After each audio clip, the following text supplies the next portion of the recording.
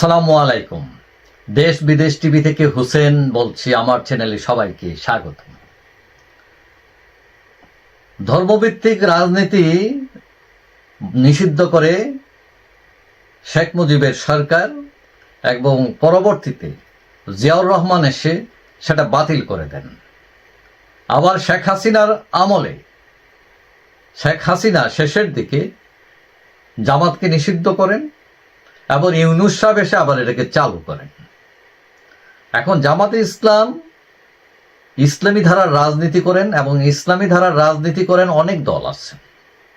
এখন ওই কেউ কেউ এইটাকে তিন রকম স্টাইলে বিভক্ত করেছেন। একটা হলো কঠোরপন্থী ইসলামী দল, এরা আবার পাগড়ি টাগড়ি লাগায় একদম জেহাদি স্টাইলে। আরেকটা হলো মধ্যমপন্থী, এরা পাঞ্জাবি পায়জামা পরে এবং ইসলামের কথা বলে। আরেকটা হলো স্মার্ট জামা ইসলামী দল, এরা হলো জিন্স পরা ইসলাম। তো এখন অনেকে বলতেছেন যে জামাত আগে মধ্যপন্থী ছিল, তারা পাঞ্জাবি পায়জামা পরে রাজনীতি করতো, এখন তারা জিন্স জিন্স ইসলামে চলে যাবে কিনা, জিন্স পরা ইসলাম সেটাতে চলে যাচ্ছে কিনা, তারা স্মার্ট হয়ে যাচ্ছে কিনা।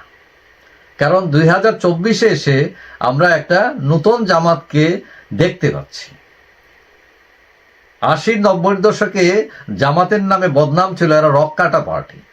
কিন্তু 2024 এসে ডক্টর শফিকুর রহমানের নেতৃত্বে আমরা দেখতেছি তারা অনেক ধরনের বিষয় সামনে আনছেন, যেটা অনেকেই সেটা হয়তো প্রত্যাশা করেননি। তারা হয়তো 80-90 দশকে জামাতকেই চিন্তা করছিলেন, কিন্তু এরা এসে দেখা যায় যে তারা অনেকেই ভাবছিলেন যে শেখ হাসিনার আমলে তাদের উপর অনেক নির্যাতন হয়েছে, ফাঁসি হয়েছে, তাদের নেতাদের অফিসে বসতে দেওয়া হয় নাই, যেখানে গিয়ে মিটিং করছে সেখান থেকে ধরে নিয়ে আসছে, তারপরে নেতাদের জেলে ঢুকিয়ে রাখছে, মোটামুটি তাদেরকে একদম কোণঠাসা অবস্থায়। তো সবাই মনে করছিলেন 5 আগস্টের পর এরা এখন প্রতিশোধের স্পৃহায় জ্বলে আওয়ামী লীগকে তছনছ করে দেবে। কিন্তু সেগুলো না করে হয়তো কোথাও কোথাও একটু একটু যে হয় নাই তা না, কিন্তু তারা এসে যেটা চমক দেখাইছে, বলছে তারা আওয়ামী লীগকে ক্ষমা করে দিচ্ছে।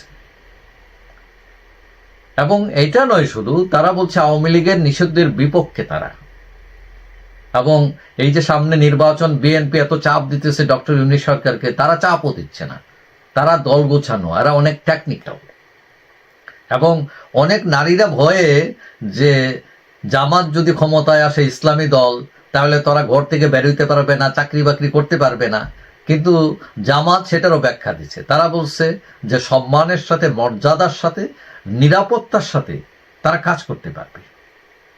এবং জামাতকে আমরা দেখছি মন্দির পাহারা দিতে, ভারতকে প্রতিবেশী দেশ বলতেছে যে প্রতিবেশী বদলানো যায় না, তার সাথে ভালো সম্পর্ক রাখতে হবে।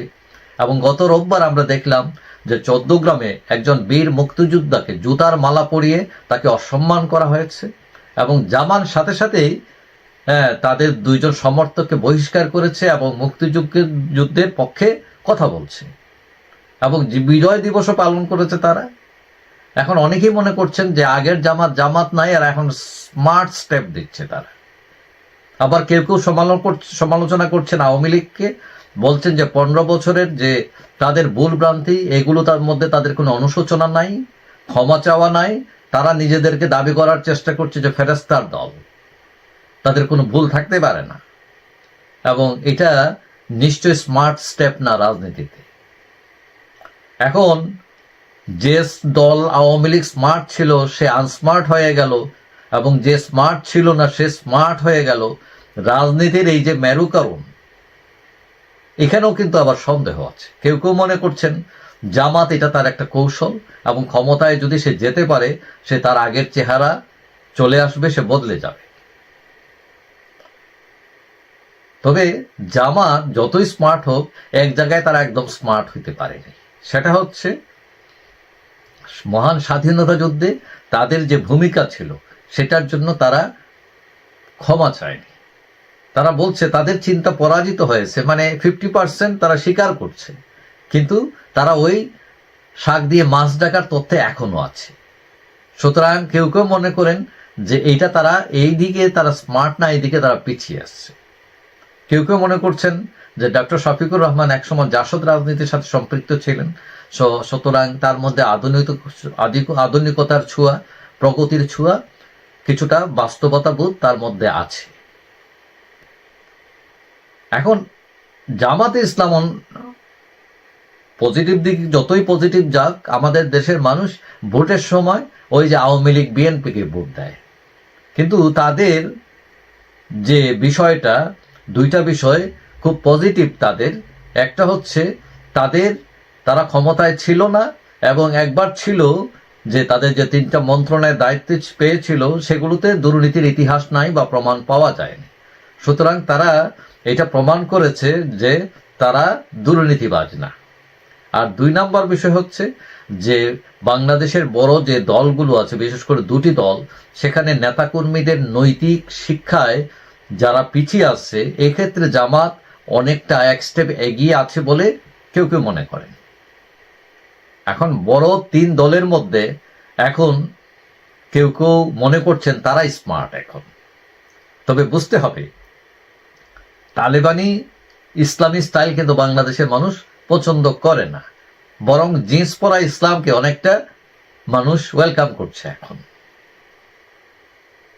তবে জামাত ক্ষমতায় এবার যেতে পারবে কি পারবে না, এটার মধ্যে অনিশ্চয়তা আছে। ওই যে ভোটের হিসাব বললাম, যে দিবার সময় আওয়ামী লীগকেই দেয়, বিএনপিকেই দেয়, এবং এই 2 দলের সাংগঠনিক কাঠামো অনেক শক্ত। তবে তারা ক্ষমতায় যেতে পারুক আর না পারুক, তারা যদি রিয়েল স্মার্ট হয়ে থাকে এবং জিন্স পরেই হোক, লুঙ্গি পরেই হোক, পাঞ্জাবি পায়জামা পরেই হোক, তাদের কর্মে যদি তার স্মার্টনেস দেখাতে পারে এবং রিয়েলিটির সাথে থাকে, মানুষের প্রত্যাশার সাথে থাকে, তবে অনেকেই মনে করেন তারা ক্ষমতায় যেতে না পারলেও বড় একটা গেইন করবে, এটা নিশ্চিত। যাই হোক, সবাই ভালো থাকবেন। আশা করি দেখা হবে অন্য কোনো ভিডিওতে ইনশাআল্লাহ। আল্লাহ হাফেজ।